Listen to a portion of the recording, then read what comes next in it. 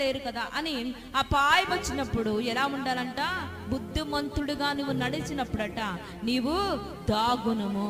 జ్ఞానము లేరు యోచింపక ఆపదలో పడదురంట. జ్ఞానము లేని వారు, యోచింపలేని వారు ఈ మార్గము గుండా వెళితే ఎటువంటి అపాయంలో చిక్కుకుంటామని తెలియని వారట అది యోచింపక వారు ఆపదలో పడుదురు. చూడండి, యెహోవా యందు భయభక్తిని కలిగి ఉంట వినయముకు ప్రతిఫలము, ఐశ్వర్యమును, ఘనతయు, జీవమును దాని వలన కలుగును. దేని వలన కలుగుతుందండి చెప్పండి? యెహోవా యందు భయభక్తులు కలిగి ఉండుట వినయమునకు ప్రతిఫలం. అంటే యెహోవా యందు ఎవరైతే భయభక్తులు కలిగి ఉంటారో ఆ వారి జీవితంలో వినయమునకు ప్రతిఫలం అని దేవుని వాక్యము సెలవిస్తుంది.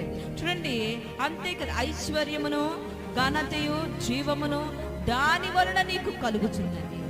దేని వలన కలుగుతుందంటండి?